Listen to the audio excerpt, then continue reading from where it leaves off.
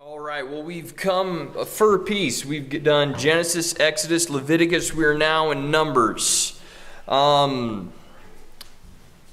hope, as we're going through the scriptures in this kind of systematic way, is that there are portions of the Word of God that, A, you have not read very thoroughly, probably, but a lot of these areas that have kind of gotten the idea of that's boring.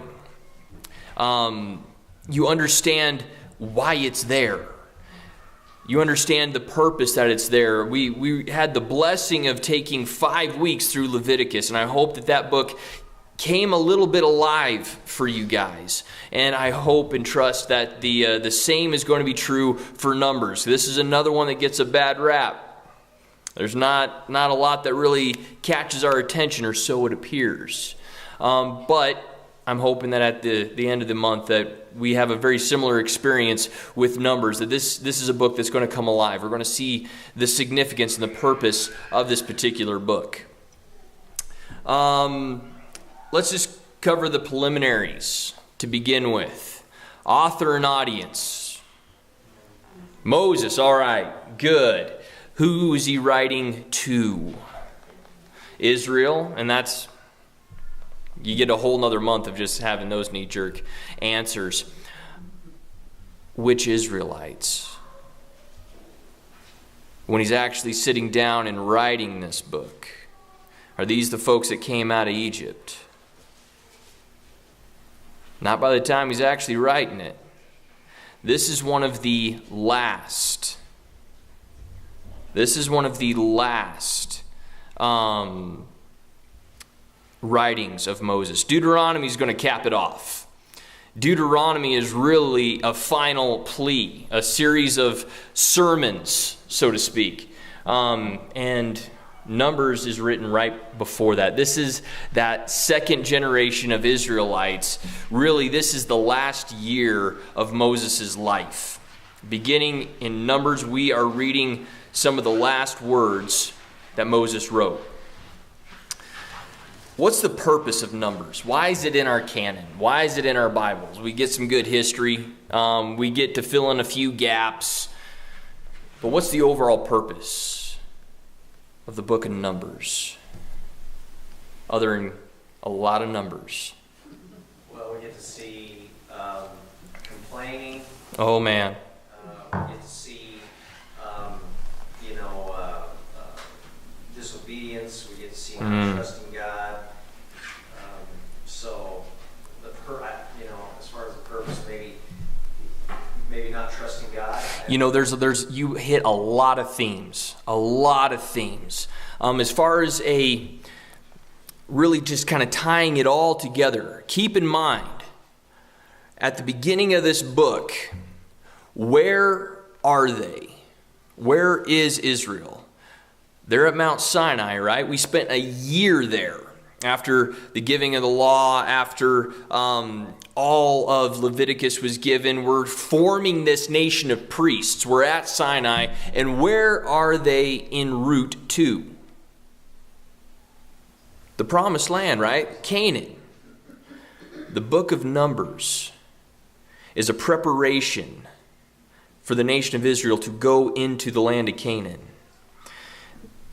The purpose is to prepare for the conquest by reminding Israel of the perils of unbelief. You hit the nail on the head. If you want to wrap this up in one key word, it's unbelief.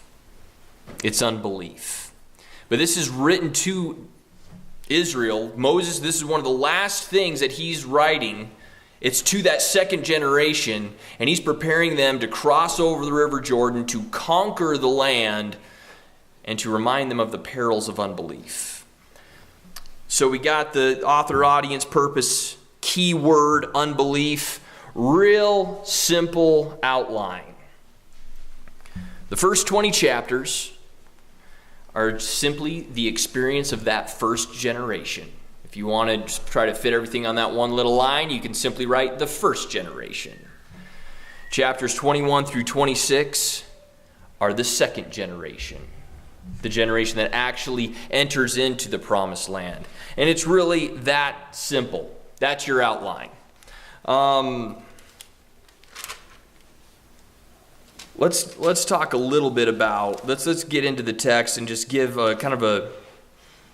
hopefully bring some stuff out. What is chapter 1 about? There's a census in chapter 1. What's the point? What's the purpose of this census? Is every man, woman, and child counted in this census? No. Who's actually numbered here? The fighting males. There's an age gap there that is counted. If you're too young, you don't make the cut. If you're too old, you don't make the cut. If you're female, you don't make the cut. This is Israel's fighting force. A fighting force of, oh goodness, where are we? 603,000 men. All sum total. Why do we care? Why do we care? Because this is preparing them to go and conquer the land. This is going to be a military action. So let's number our fighting men right now. From the get-go, this is in preparation for, in anticipation of conquest. So we're numbering our fighting men. Isn't the other idea, I just want to shut those doors. Part of it is when they get to the land, they know what their numbers are, and they can glorify God by knowing that they didn't lose any. Part of that goes back to glorifying God. They're going to lose some, though. They do lose some when God doesn't bless their battle. Absolutely. But when He does bless them. Absolutely. But this is in preparation, anticipation of conquest. But we also got to move. If you have 603,000 fighting men, just give or take, you're talking about a camp of over 2 million people. How do you organize that? How do you organize that? One platoon at a time. One platoon at a time. There's got to be an order of movement, right? Those of us that have spent any time in the military, you don't move out just helter-skelter. Okay, you take point this time. No, there's always an order of movement.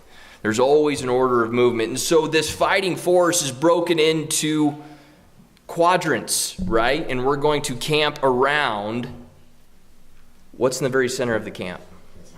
The tabernacle. Who resides over the mercy seat in the Holy of Holies of the tabernacle. Yahweh himself is at the center of their camp. Now it's interesting because they're broken down according to tribe, right? Who's mentioned first as far as order of movement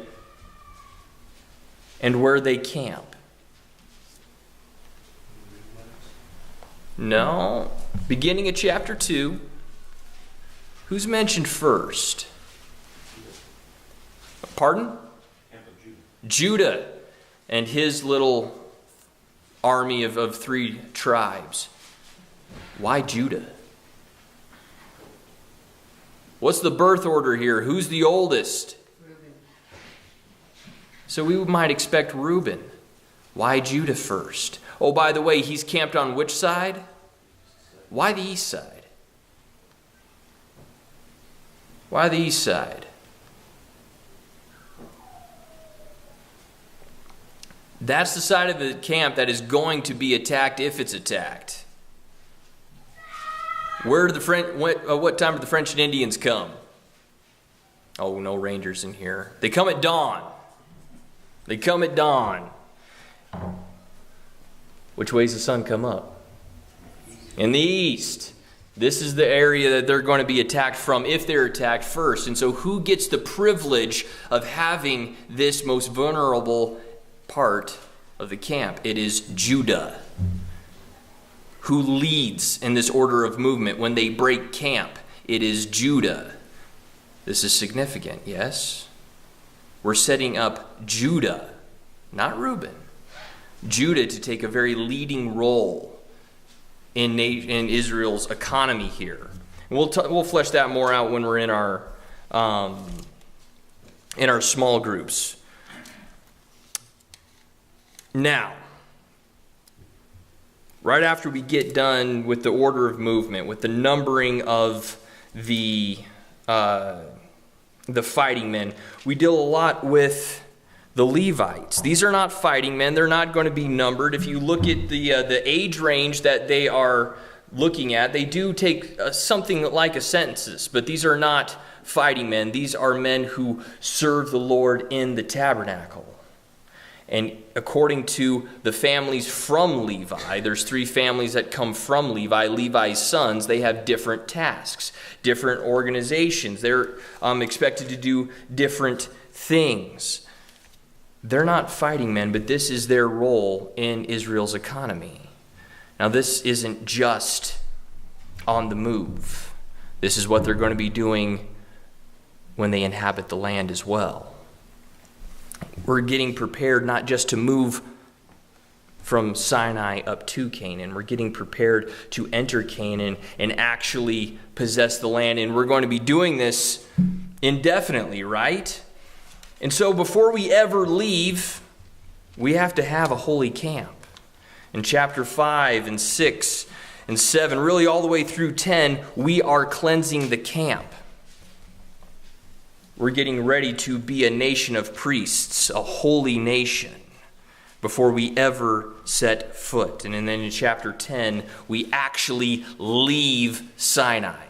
They've been here a year, and we're actually going to leave Sinai. But chapter 9, what happens before they depart?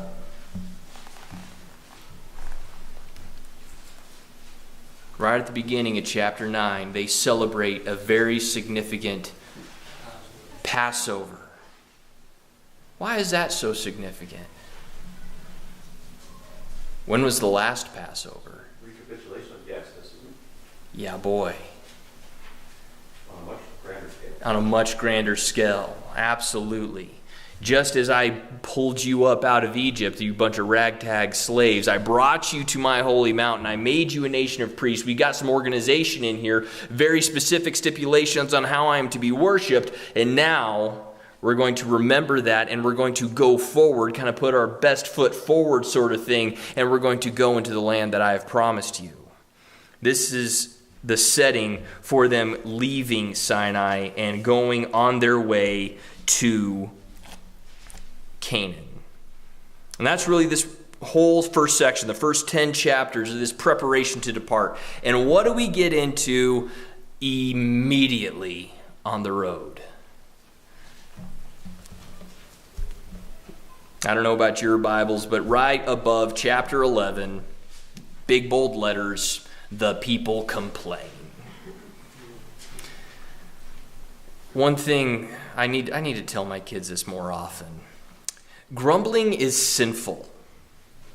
It's not just annoying. Grumbling is sinful.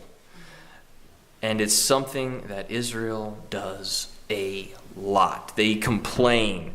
They challenge God's providence. They are sick to death of manna and they want meat. So what does God do? By golly, he gives them meat till it's coming out of their nose. And then he strikes them with a plague for being so whiny. We get done with chapter 11. In chapter 12, we have more grumbling, more murmuring, but this isn't the people. This is among the leadership. Moses' own brother and sister get a little jealous with Moses' status. After all, he's the runt of the family, right? You ought to show a little respect. And what's God's response? Strike Miriam with leprosy, knock it off, and mind your place. And the whole camp has to stop dead until she goes through the ritual of being clean after she is cured of her leprosy. And this is just on the way up to the border of the land of Canaan. Grumbling, complaining, and judgment from God for it all the way there. This is not setting up a very good, what do they call that? Foreshadowing, right? If this was a novel or a movie, we'd be like, yeah, this is not painting a very good picture of how this is going to go. So they're on the land. They're on the very edge of the land in Kadesh Barnea. And they don't get the idea. God commands them to send out spies, one per tribe, and go and spy out the land. Figure out where the strongholds are. Now, is that really God's intention? Figure out where the weak points are. Figure out where the strong points are. Where are their military might? Is that God's intention of sending out spies into the land? Well, obviously he knows the answer to that. He wants the people to know. Well, as far as military strength, that didn't really matter a whole lot in Jericho. God squashed them. Who cares? God's going to squash them. But what did the spies bring back? Evidence that this is a good land. We want people to come back and encourage the rest of the nation. This is a good land. He didn't bring us into a wilderness. This is a fruitful land flowing with milk and honey. It's everything we've been told it was. But what did the spies bring back? A bad report, the Bible says. A bad report. Oh yeah, it's flowing with milk and honey, but we're going to die taking it. They're giants. We're like grasshoppers in their eyes. You think that might be a little bit of an exaggeration? Yeah, maybe so. Maybe so. Except for two men. Except for two men. Remember who they were? Joshua and Caleb. Joshua and Caleb. They stood up to the entire nation and said, who cares? Yeah, there's a lot more of them than us, but we kind of have Yahweh on our side. You remember the guy that, the God, excuse my language there, the God that crushed the world superpower of Egypt? Egypt was not just a little clan. They were one of the mightiest nations on earth. Between the Egyptians and the Hittites, they controlled the entire Levant. And God took out a world superpower like that. Should we be afraid of a few Canaanites, even if they're rather large? Of course not. But what do the people do? Rebel.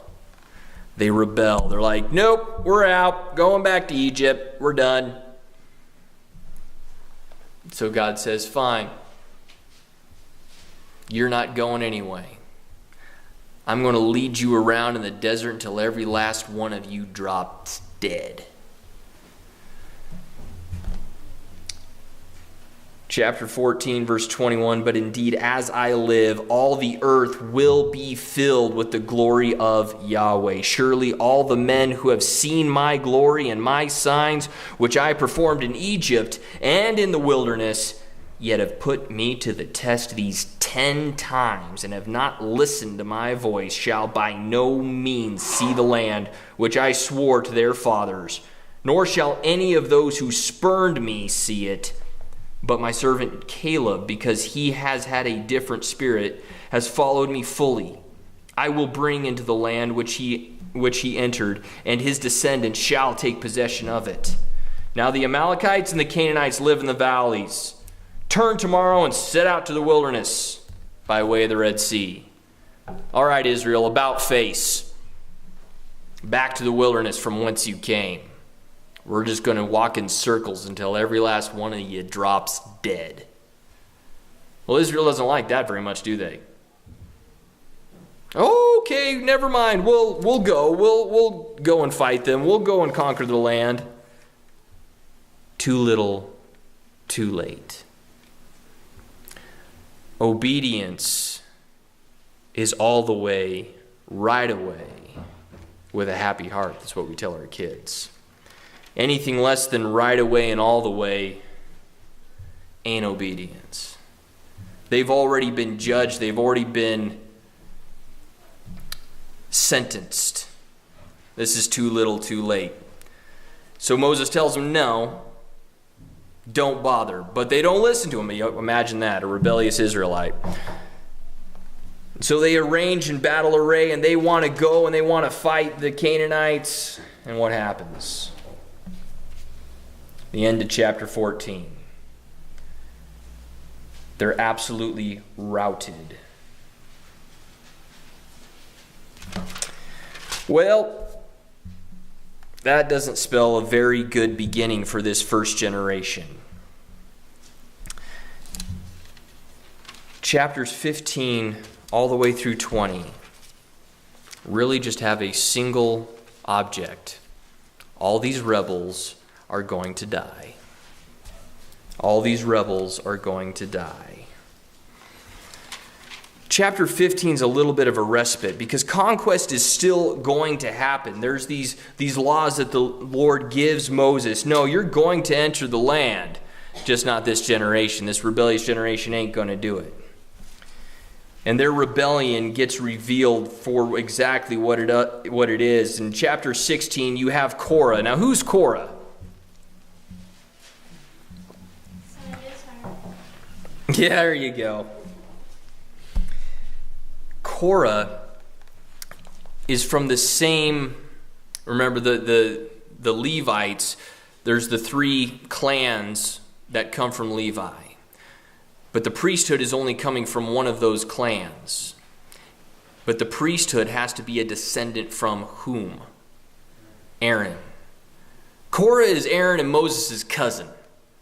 They come from the same branch of that Levite tree. And he's plumb sick of Moses and Aaron riding over everybody. He's like, you know what? We're all Levites. We're all Israelites. We're all priests of the Lord. Anyone can serve the Lord in this manner. Forget you guys. So what does Moses do? He's like, all right. Apparently you don't remember Nadab and Abihu. You fill your censer with coals and incense. Aaron will fill his. And we'll see whom the Lord honors. They come the next day, they have their censer pans full, and God opens up the ground, and the earth swallows them up. Boom, dead. Not only that, but God releases a plague on the rest of the nation because they're just watching, kind of going, yeah, we're sick of them too. And who intercedes on behalf of Israel and checks the plague at the end of chapter 16? Aaron. This is your priest. Stop your rebellion. But that just continues on into chapter 17. There, again, we're going to rebel against God-given authority. And this just keeps going and going until chapter 20. And quite frankly, folks, chapter 20 is one of the saddest chapters in this area of Scripture.